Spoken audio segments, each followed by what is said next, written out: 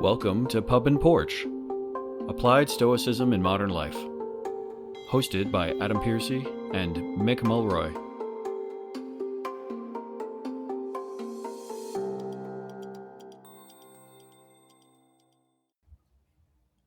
Welcome back to Pub and Porch, Applied Stoicism.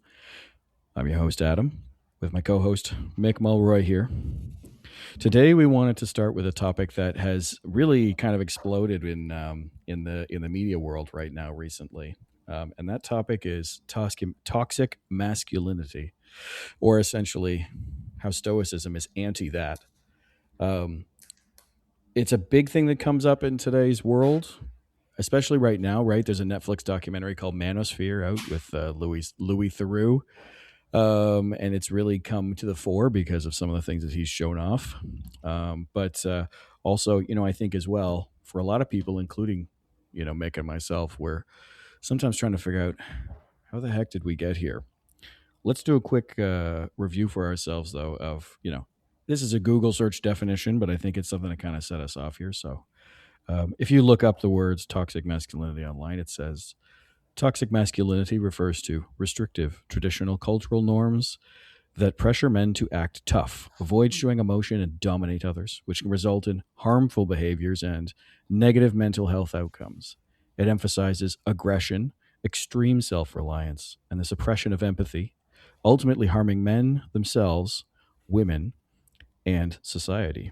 So there are some key aspects that it highlights: emotional suppression, aggression, and dominance, anti-femininity, risky behavior. But it also talks about the impacts on society, things like the impact on mental health. There is an impact to individuals because this can lead to physical harm sometimes, where they say just tough it out and they don't go see the doctor for their broken leg. But also social harm, because it's been noted that toxic masculinity contributes to some very negative behaviors and social exclusion. So I'll wrap up my opening to say, I think if we were to think about this in the older types of words or definitions, people might bring up things like male chauvinism or sexism or even racism, which seems to be prevalent within the toxic masculinity movement right now. So that's the stage that we're setting for ourselves as to what that means. And I think, Mick, you and I today are going to talk about why that's not great and why Stoicism is actually anti that. It's quite the opposite, though people sometimes misconstrue our philosophical practice to think that it's connected to it. So do you have any opening thoughts for us? How do you feel about, where we stand right now? I think, well, it's kind of interesting hearing you read the definition. I guess I'd start with this. I mean, we tend to give things new terms, but I guess when I was growing up, they would just call that person an asshole. Right? Yeah. I mean, Yeah. now it's we're trying to be like scientific and create some kind of, I don't know, class for college or something, calling it toxic masculinity. But if you just read what you just said, it's a person who's boorish, a bully, and thinks whatever they are, a male in this case, is better than everything else, right? Yeah. So it's pretty much just an asshole. So I'd start with that. And I'd also point out that there was a couple, not that you did it, but because you were reading the definition, there was a couple inconsistencies in the definition. So it said it was vacant of emotion and then uncontrollable anger.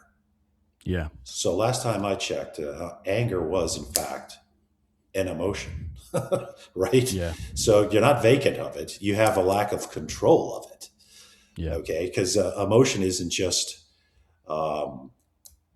all the good stuff. Emotion is both fear and anger and happiness and sadness, and it runs a gamut. I mean, that's how we evolved.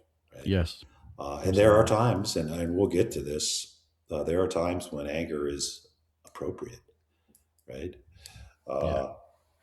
Not to go on a tangent, but I was just reading a story about how these people tortured beagles for the betterment of science.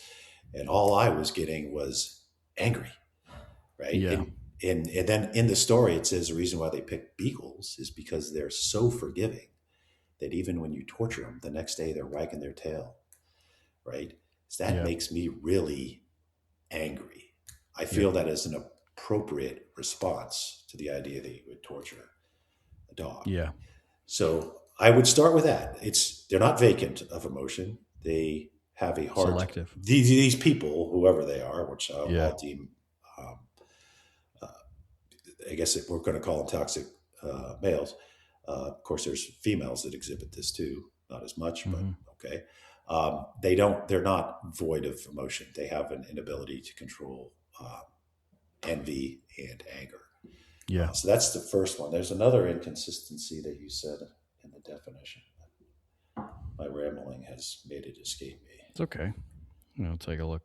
I mean, while I'm taking a look, I'll quickly say, yeah, I think one thing for sure is there's a weird selectivity to this, which is like they're selecting like man emotions, like aggression. Self-reliance. That's what. Oh, Sorry, yes. no, Yeah. I didn't mean to interrupt you, but I just no. But I feel like it's very selective as well, which is very odd, right? Where it's like, real men are angry and forceful and aggressive and assertive and nothing else, which is super weird in my mind. But that's all I was going to say in response to you. Yeah, it feels very selective. I don't know that that's ever been the case, that even men that we would consider very manly, Yeah.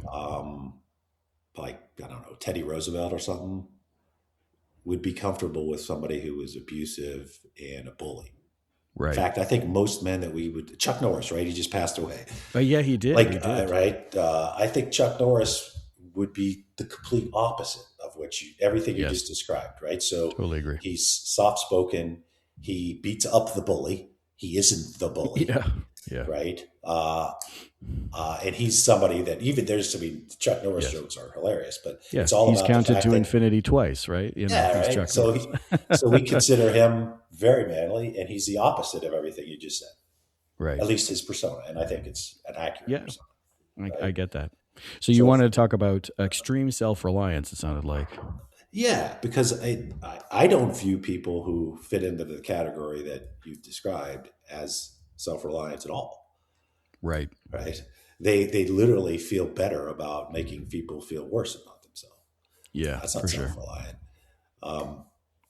They're also, but they're also reliant on, like, because so much of this it comes from social media. They're reliant on they're reliant on the retweet. Do you know what I mean? They're not self-reliant. That's not self-reliant.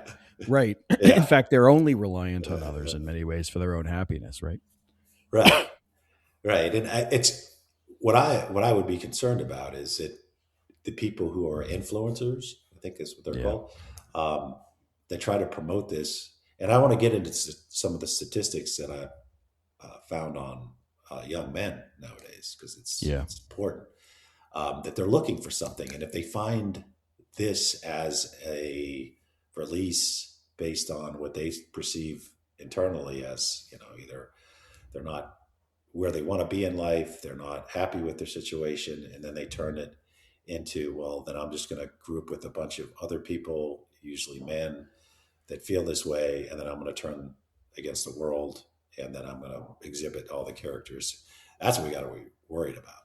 But throughout history, I think people that fit that category were simply jerks, or I call them assholes, and that most men that were viewed as like a good example of masculinity would think the same way.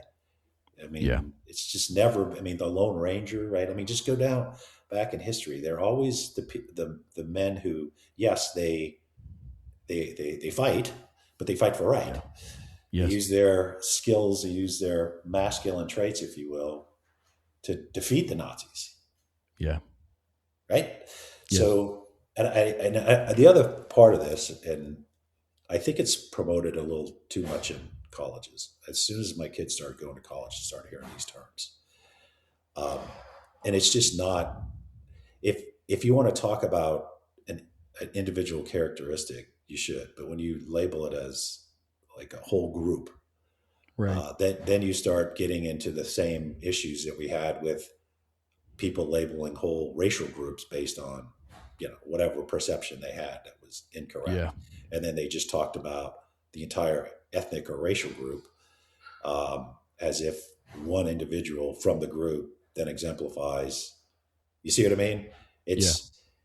I think there's, for the people that are somewhat in the center, they start seeing the same characteristics on the far left as they saw on the far right. Right. And it's like, okay, so now every male that exhibits male characteristics is toxic, really? Yeah.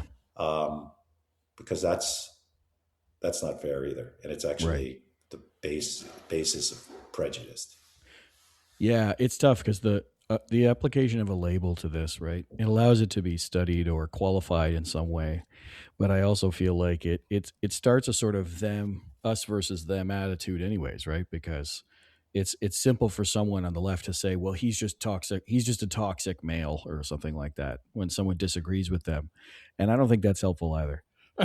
I think having a label to describe the traits that we're talking about, I think, are very good, but at the same time, I think we get to this point where the labels aren't helping. Sometimes we have to talk about the detail, the meat of it, really, Yeah. right? So I thought it was interesting to think about this also. From why is it called toxic, right? And it was interesting because toxic is an adjective, right? I hate to be the guy with words all the time, but I do try to think about it this way, right? You know, it's toxic can be acting or having the effect of a poison, for example. It can cause harmful or malicious actions, right? Toxic is meant to be that. And I think, that's one thing that we're really talking about today, right? Is, I think you and I, in general, when we were first discussing having this podcast topic, it was definitely around the idea of like this is a harmful behavior.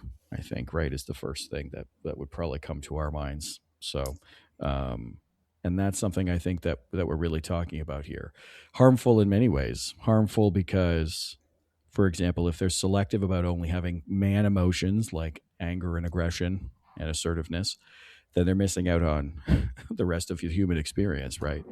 They're missing out on joy. They're missing out on empathy. They're missing out on compassion and tenderness and sadness as well as happiness and joy.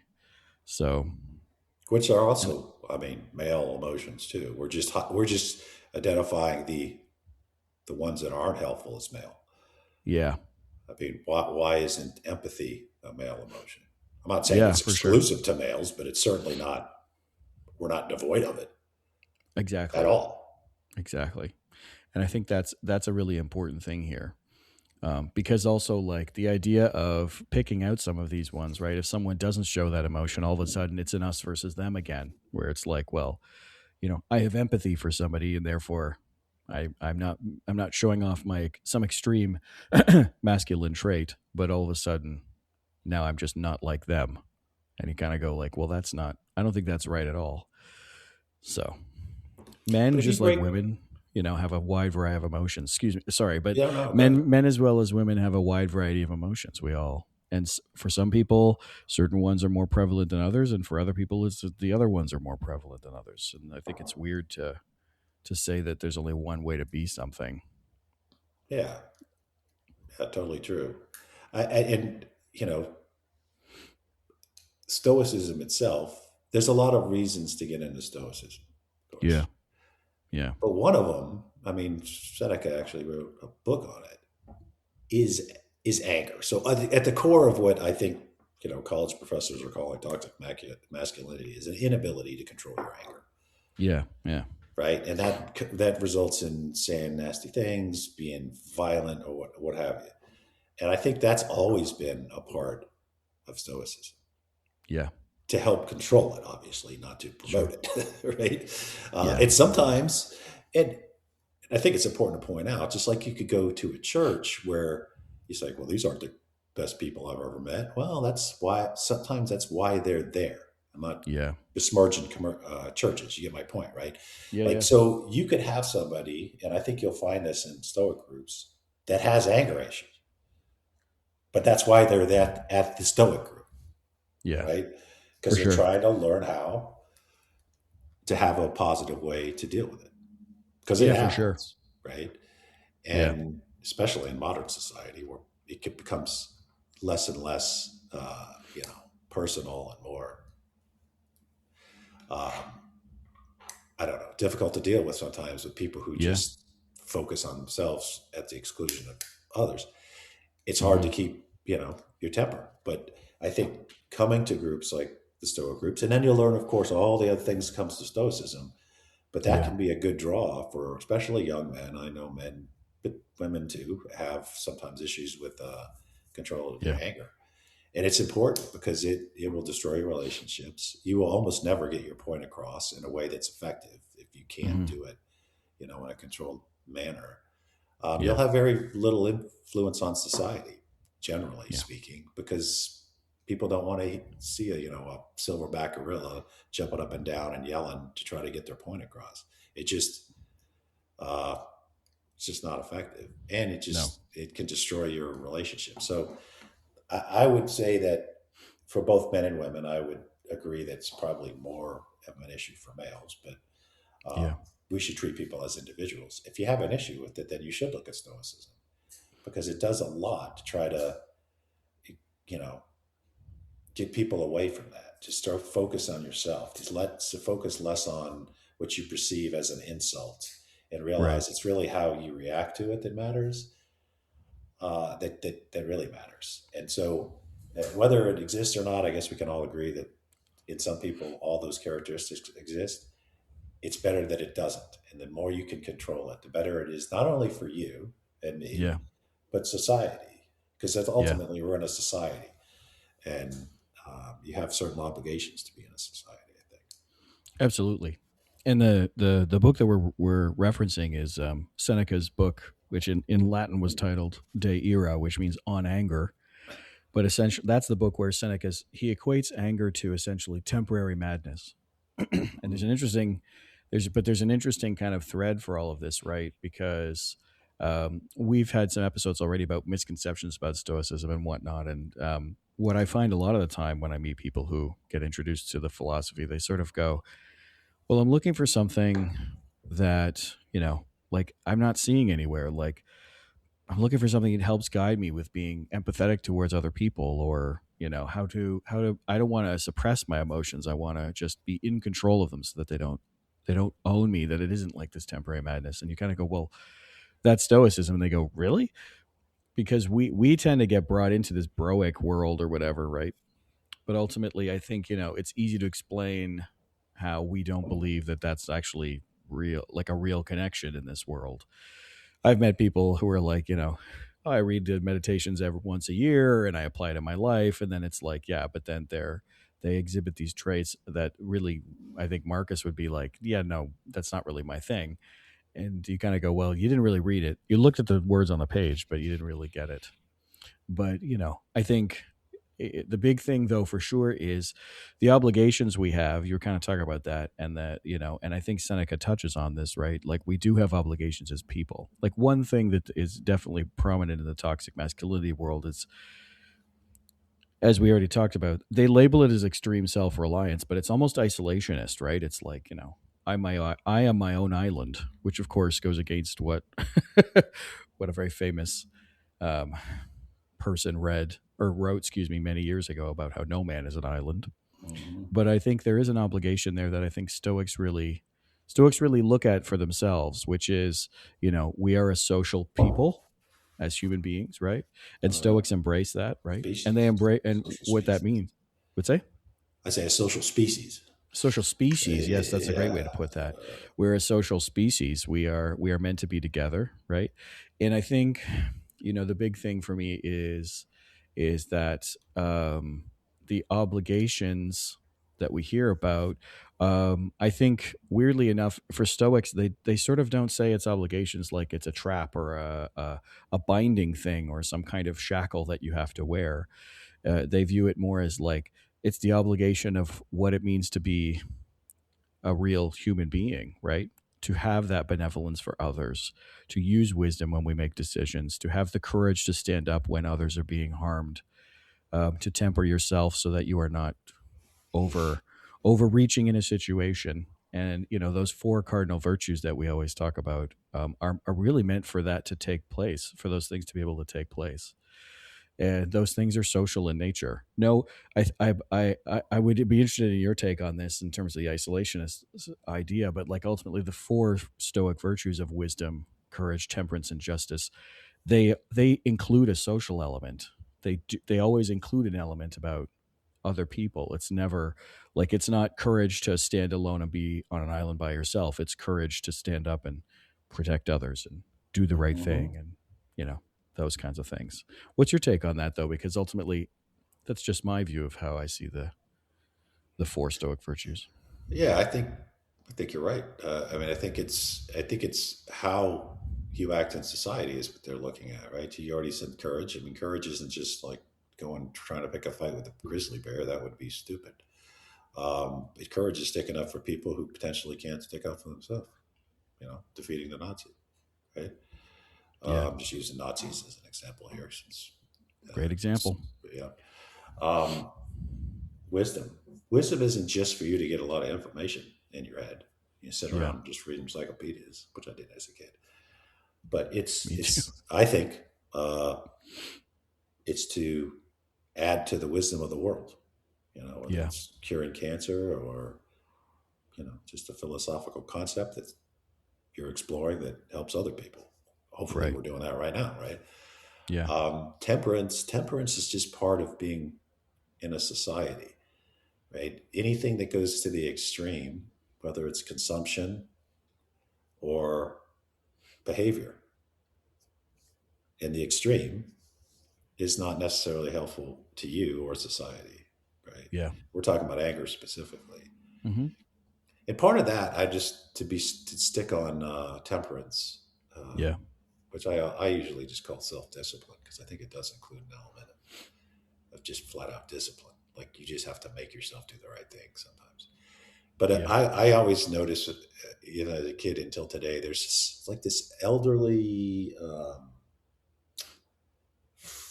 liberation. And what I mean, when you see older people, they become less concerned about what other people think.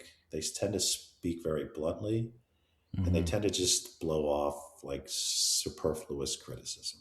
I'm not saying yeah, all elderly people like that, but since we're doing generalizations, I mean, we're talking about toxic yeah, males. I use generalizations, especially when they're positive, or at least my view is they're positive. yeah, But I've always noticed that, like, it's young people that get so slighted, and and older people tend to just start realizing that it's not worth the effort, right? Somebody cuts you off, you just say, okay, man, you obviously have a place to go. You want to cut me off, right? Whereas young people yeah, are like, beeping on the horn and being yeah, aggressive in traffic. It's just an example. yeah, Or you ask a person that's, a little long in the tooth, their opinion on something, they just tell you. They're not trying to figure out how you stand on the topic and say it in a way that's right. not, that could be There's not no posturing. controversial, but it's not intended to be like pokey and eye. It's just like straight at it. Right. I think that people would be better served if they go ahead and take some of that elderly liberation before they're elderly, is what I'm Yeah, saying. yeah, Right? Talk to your grandma, talk to your grandpa, and go, hey, they're really matter of fact. They tend to only focus on things that really matter. Maybe I yeah, should do that now rather than wait till, I get this enlightenment as I get older. Like right. learn from other people is another way to say it.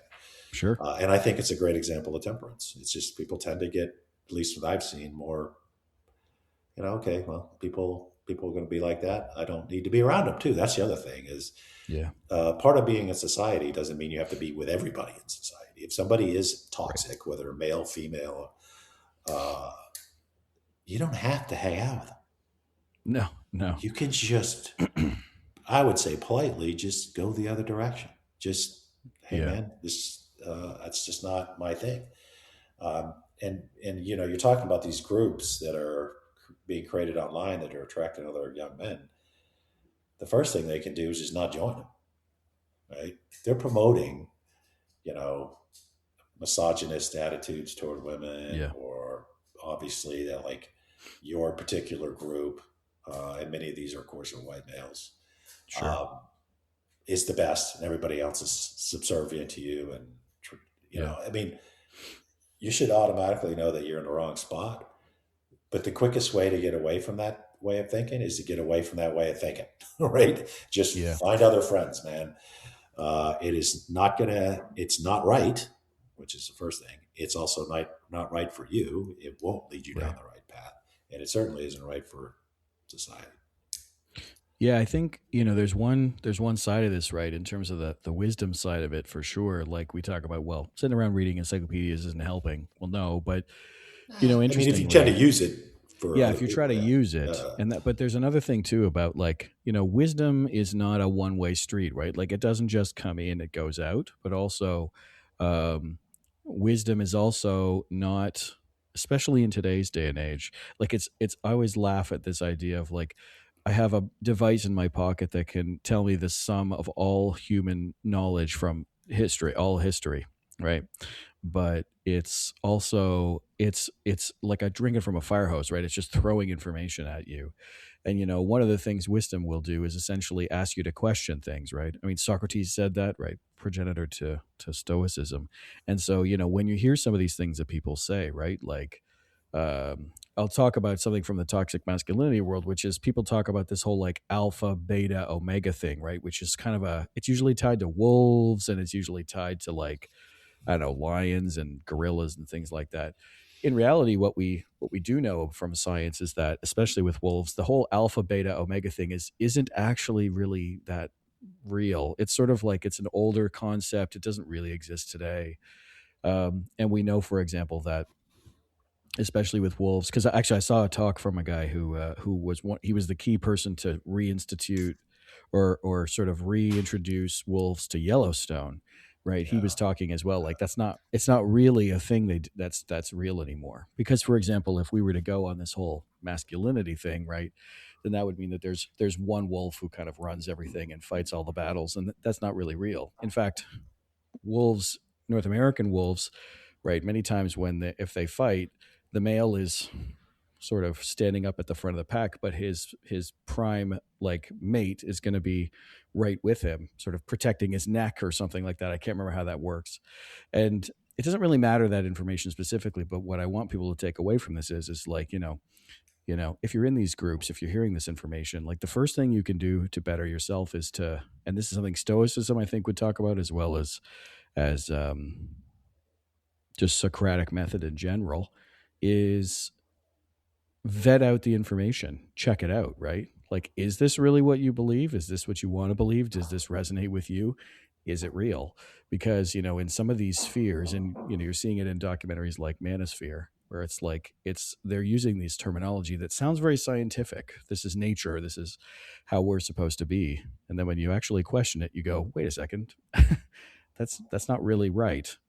The wolf thing is special to me. I have a connection to wolves in my private life that I don't really talk about, but I love wolves. I think they're incredibly interesting species, but at the same time, it's weird because you hear them misused as this like reason for guys to act certain ways. Like, well, I'm an alpha. Well, that's not really a thing, but okay. And that's the thing. So I would say for everybody, right? Like, the best way to check if these things resonate with you is to actually check if they make sense, check if they're real, because sometimes it's not real. Like we had an anti-science episode, right, where we talked a little bit about I think it was vaccines was sort of when it came up, and like we're talking about misinformation from 60 years ago that's clearly being debunked, and you kind of go, well, you should just check. Anyways, that's a bit of a ranty type thing, but ultimately I think that's kind of where I think Stoicism clearly fights against this kind of thing, is you don't operate in a singular mindset, right? So there we Absolutely. go. All right. Yeah. So you're at headquarters of the Global Institute right now. Yeah. We too have a fascination. Wolves are, there's a reason to be fascinated. They are incredible. Their society is such that I think that's how they became so connected to us. They're Yeah. actually monogamous. They take care of their elderly. They know who their parents Yes. are. Um, they take care of their wounded. Like they're good Yeah. food for them. Uh, fascinating, fascinating. And one of Yeah. my And even favorite with, movies. Have you ever yeah. seen The Gray? By the way, The Gray. Yes, I have. Yeah, Very good movie. I find that a very stoic movie. But the reason being is like you just never give up. You never give up. Right. But that's another episode, I think, for us. But Yeah. yeah, I think it's a great example of Yeah. But perseverance. the things that you just highlighted about wolves, I mean, those are almost the antithesis of this toxic movement that we've been talking about, right? You know, there's no extreme Right. self-reliance. There's an empathy for other wolves. It's an interesting kind of way to shoot that down.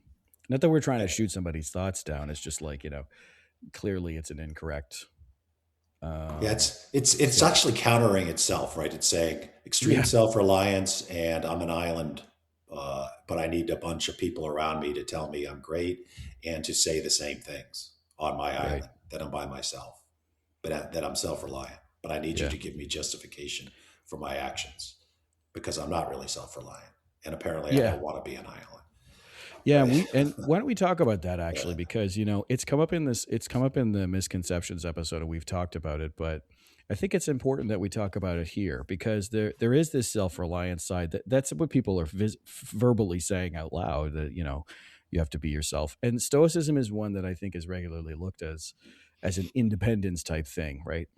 But I think we should talk about that a little bit because the toxic masculinity side of it is like, you know, you're your own emperor and you don't count on anybody else and whatnot. But I don't really know that that's what Stoicism is saying either. So I'd love to hear your take on this idea of self reliance, the way a Stoic would view it.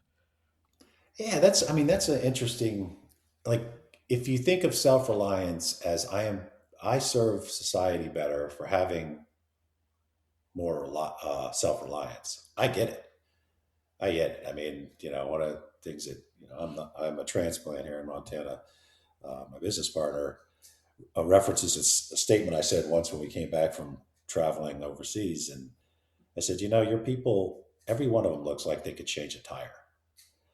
And I mean that as a compliment, uh, obviously. In other words, like, there's a lot of places in society now, at least the U.S. society, especially Right. urban areas, where people just don't do anything for themselves. Right. They literally order their food. It comes pre-prepared, unless everything is done. And I don't know that it's a good thing. I think that being able to do things yourself, whether it's grow a tomato or you know, if you're a meat eater, hunt a deer and clean a deer and dress a deer and cook the deer, right? Yeah. Or whatever you're hunting. You get the point. Like, I Yeah. think that is a positive. If that's what they're promoting, like self reliance, like I don't have to rely on somebody else for everything I do, I think that makes a better society, Yeah. personally. But if you take it to an Sure. extreme and you're basically just wanting to isolate yourself, which is a big problem for people that get Yeah. older, especially males. And I'm not saying I'm immune to that. That's Right. not helpful. That's not helpful. And maybe if the only group you can be part of is a Stoic group that talks about how self reliance is a good thing, but anything in extreme, generally speaking, Yeah. even exercise, can be bad for you. And I'm all about pushing yourself in exercise, so don't get me Yeah. wrong. But you get my point. Like, being self-reliant is a good thing, I Totally. think. And I Yeah. have a lot of respect for folks that can just, like, hey, I need to change the oil in my car. I'm doing it myself. Yeah. I think that's cool. Uh, I had something broke in my house and I fixed it myself. I mean, I Yeah. think that's good. I think that's really good, and I think we should do more of it. I think I should do more of it. Um, but I think a lot of what they're saying on self reliance is just not true. They're Right. basically wanting to justify their belief that uh, they're superior to everybody else. Right. You know what I mean? Yeah, there's Which a is weird superiority to this that I think is odd that has always kind of thrown me.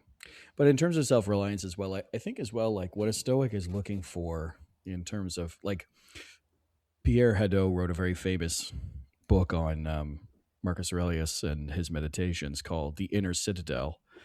And I think that's how I view this self reliance more myself, which is that you have the ability to um, make decisions and not really fall apart when things go awry because you have built, you know, a strong um, Citadel I don't like as a word sometimes because it feels like it feels isolationist because you're walling yourself off from something. But I think the foundation that you build within yourself is what is meant to be really used here within that terminology. So the self-reliance is like, um, when I get this is a very pedestrian example, but I'm usually the guy who does these. It's like you get the nasty email at work. You're treated poorly by a company. You lose your job. You get rear-ended, right? In many ways, for me, self-reliance is this idea that you are at least in control, not suppression, but in control of yourself enough to know that you can handle these situations. You can handle these situations well. I wouldn't say handle these situations on your own because I don't think that's true, but it's the self-reliance where it's like, okay, I've had a bad day, right? How am I going to deal with that? How am I going to deal with that? And taking responsibility for the actions that we take and taking responsibility for what we do next. That's the way that I see self-reliance in many ways because like, it's simple when you're a kid. It's not something goes wrong and you get caught and the teacher's like, "Why did you do that?" And it's like, "Well, Mikey made me do it." Mick made me do this podcast, for example. No, I'm just kidding. But ultimately, that's that thing where you kind of go, but are you like, is that true? Are you taking responsibility, right? What for yourself, for the things that you are doing? And I think that's a really, to me, that I think is a very stoic way to look at it. So that doesn't mean, that like I have a therapist, right? I work through stuff all the time, right? And those things are normal, but it's more, you use those types of tools as a basis to kind of build up this foundation that you have within yourself. And I think for me, that's the self-reliant part of it. So, I think that gets misunderstood though, right? Because people see the inner citadel. I mean, that's been used as a term for a long time, especially with Stoicism, and I think people see that and it goes back to the I am a man on an island type of thing, and you kind of go, well, that doesn't seem right to me. So, but anyways, that's the way I see self reliance. You and I both come from backgrounds where I think we always did stuff just like you were saying. I fixed my sink a couple of weeks ago, and I'd I think like that's part of that. it too. I mean, self-assessment, which I think is part of self-reliance, is I could do better at that. To be honest, I could. I mean, now you can YouTube everything instead of just getting Yeah. somebody else to do it.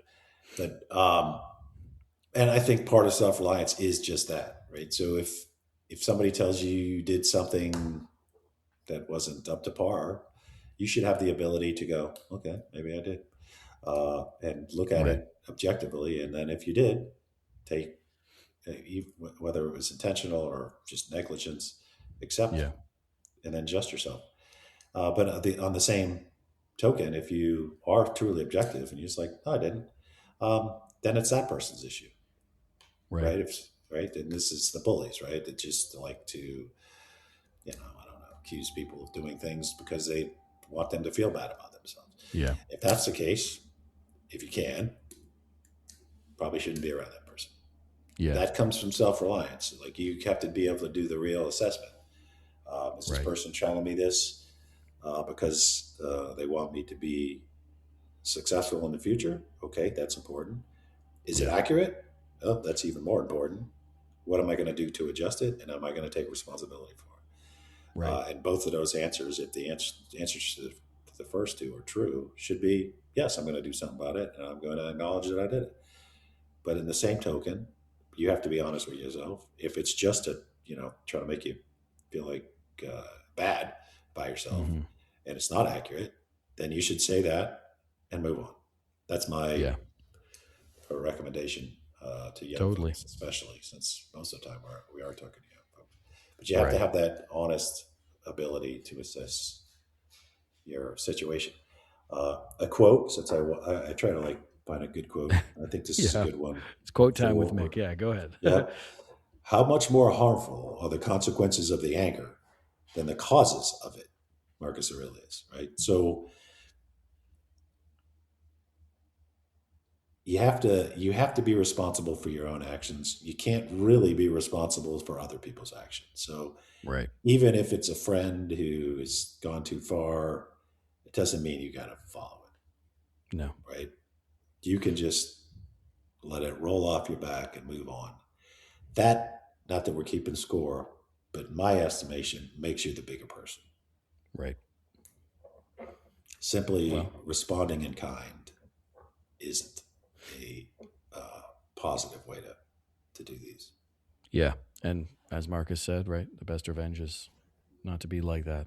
But But what I don't like the I, word revenge in that term because it sounds like yes, it's scorekeeping. But I know what you mean. yeah, there was. So I also found some uh, Yeah, you had stats some on statistics males. we wanted to talk about. That'd Yeah. be interesting. Let's take a look. So, and this is important to point out. If there's a professor named Scott Galloway that really dives deep into this, and I think his information is very helpful. And it's not about. I think where some Right. groups go wrong is they look at it as competition. So, because of the liberation of women, which is obviously a great thing that has been promoted in Stoicism since its foundation, Yes. way before this was even talked about, right? Oh yeah. In the BC, in the BCE for you Yeah. cool kids. Um, the the That's great, and of course, as soon as women were allowed to compete on an equal footing, they do really well because we all know they're very smart. Generally speaking, again, generalization, but it's a positive one, so I'm using it. Uh, we do have to be concerned, therefore, that a lot of males are not going in the right direction. So we want to promote Right. everybody, right? So the amount of the percentage of males in college now has gone down dramatically. The one Really. stat that he has is, well, that's the labor force. We'll get there. Um, but right now we're only at 42% of college students are males. And I'm Really. not talking about, creating some quota system at all. But we probably, one, we should talk about, well, maybe that's because I realize that going to college isn't the end all be all. And Right. if that's the case, okay, maybe we shouldn't worry about it so much. Maybe they're going to get a trade, which, Yes. I mean, you can logically go, oh, maybe it is better to get a trade than to go get to be you know, another person with a liberal arts degree that can't find a job that goes and becomes a barista, Yeah. right? So Yeah. nothing against baristas, but you get my point. So, Yeah. but if it is an issue where men are just opting out of education, I think we should address it. It's not to say that we're not super happy that females are now crushing it, Yeah. but it doesn't mean we want to leave the men behind. And then this is translating to, and this is another, this I think all comes from Galloway's statistics. The labor force participation in men 25 to 34 has fallen by over 700,000. This is in America, fewer men than working today than in 2004. Boy, that's not a small number. Right, because we have more people since Yeah. 2004, but we Yeah. have 700,000 less men in the workforce. To think about that, Right. that's not good. Hmm. 11% Interesting. of prime age men are not in the workforce at all. That's double since 1960. Okay, and what else? So you got education, now you got jobs, Yep. uh, deaths by despair, which I guess is another way of saying suicide. Um, 3 out of 4 deaths by suicides are male. Males are 4 times more likely to kill themselves than women. Suicides by young men, and this is probably the statistic I will stop on, have gone up 26% in 13 years. And I think, when you see numbers like that start to come out, you get to this point where you go, "Oh, this is I to me this is actually a direct result of this sort of toxic movement that's been going forward, right?" Because my other thing is that it's preaching something that's kind of not real. It's not really unattainable, and so a lot of people feel despair because of job stuff, right? Like I don't have a great job or something like that. I'm working, but I don't have a cool job. I'm not a leader, and I hear that a lot from people, especially young men. I do mentor as much as I can in the engineering work that I do, And I think it's one of those things where, I don't think it's, I'm not sure I can describe a causal link here where it's definitely causal, but I think you could correlate that there's definitely a trend, like toxicity going up, deaths by despair going up. I wouldn't be surprised if they were connected, because again, also it's that whole exclusionary sort of us versus them thing. You're either winning because you're a toxic male or you're not. Right. I don't think that's a good place for us to be in.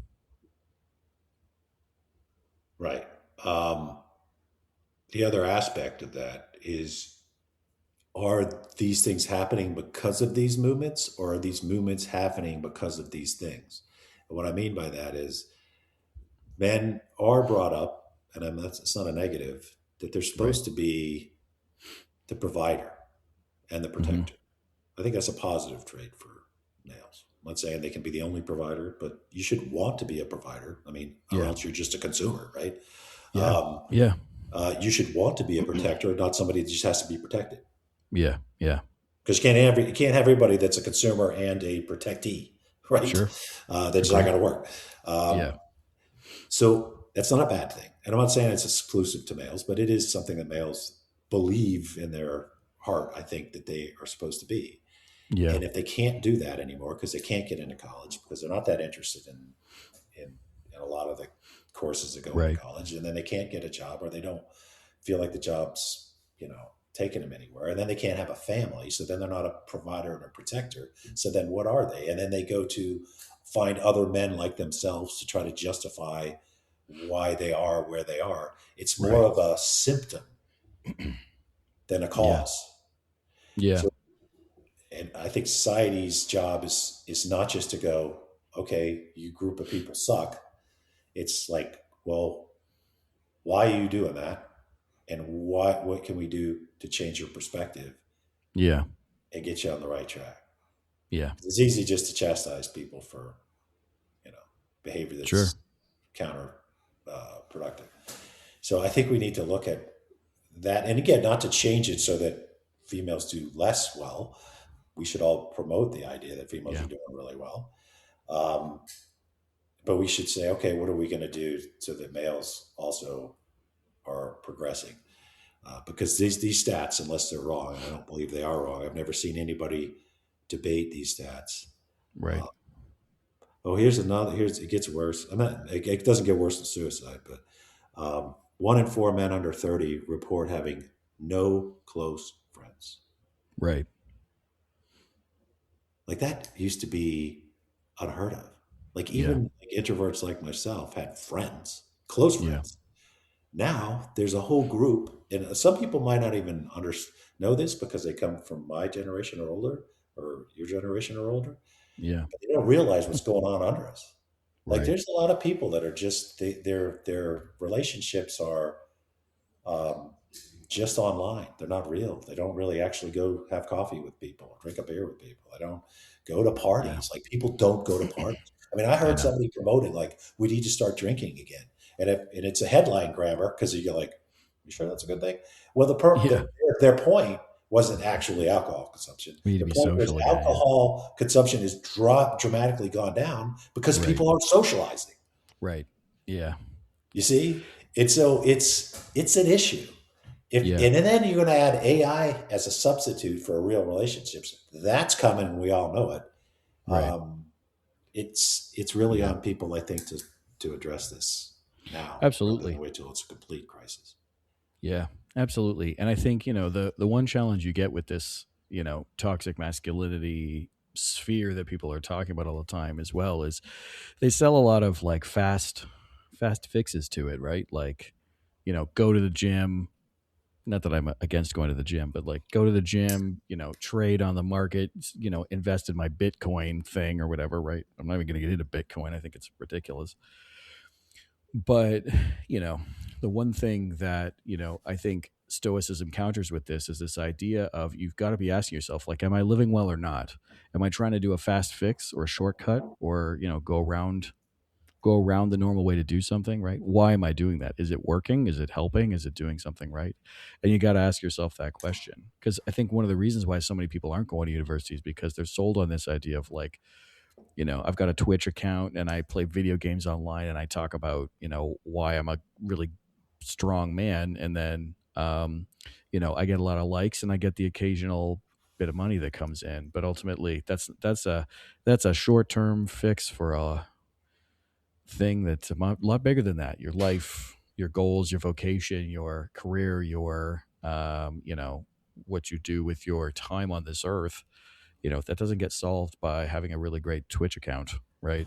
Not to slam Twitch, but you know what I mean. It's What like is Twitch? I don't even know what you're talking. Twitch is a platform. It's kind of like it's a live streaming platform for video gamers.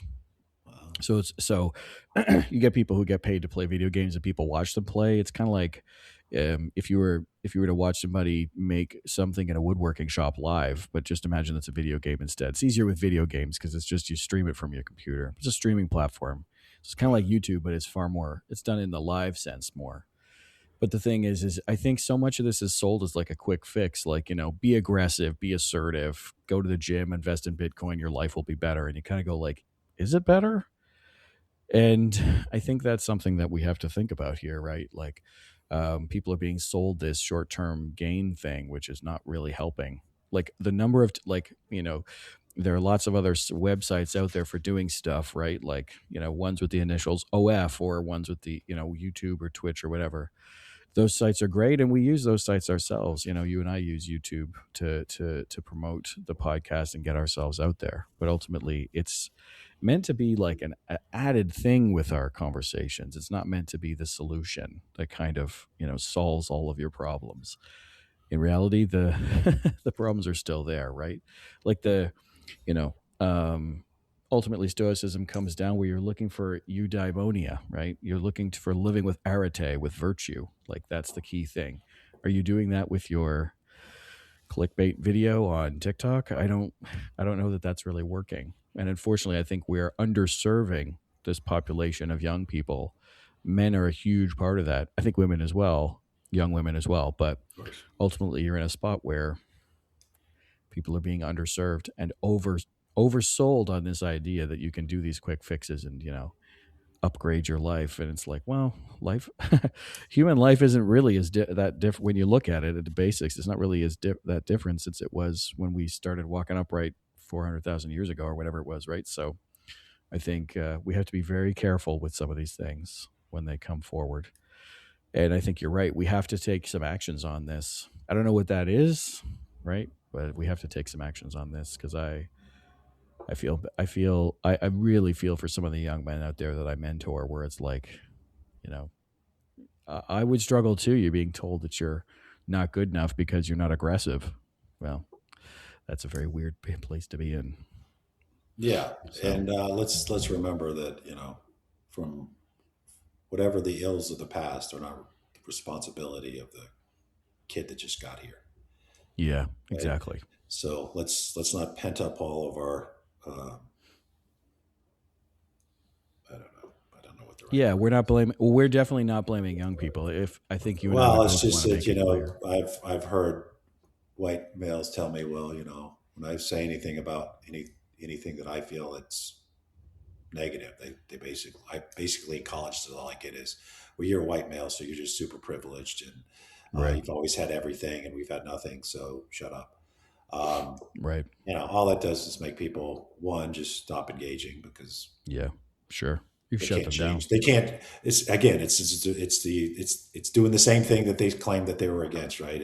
I'm looking at your skin color and your gender, and I'm saying that I've decided that you're this because of the intangible attributes. Yeah. Well, that's exactly what the other side did that you were against. So if you're going to be the same as them, then you're just fucked up, to be honest. So what I'm saying is we should identify this as an issue in these toxic groups as symptoms. Yeah. Not something to be criticized and ostracized, but to be understood so that we can help turn these young, in this case, males around. Yeah. Understood so they can be addressed. Yeah. So we can debunk it. Well, I think that's a good place for us to stop today on this episode. We've just had a week off as well. So, welcome back after a week's hiatus, Mick. But I think this is another one where we'd love to hear from the community. So, feel free to write us, info@pubandporch.com. Leave a comment on the video. We really would like to hear from the community of men and women out there who practice this philosophy or are just coming to it, because this is I think this topic we talked about today is one that's going to resonate for a long time going into the future. And I'd love to see us be able to turn it around, both for those of us who are like Mick and I in a certain age category, but also for those young people who are coming up into the world today. Any closing thoughts from yourself today, Mick? No, this is one of the main things that I think helps connect Stoicism from the past to Stoicism in the future, and why we call this applied Stoicism. So I guess I did have a closing thought. Yeah, and I totally agree with that. All right, Mick. We'll see you on the next one. Cheers. Sláinte.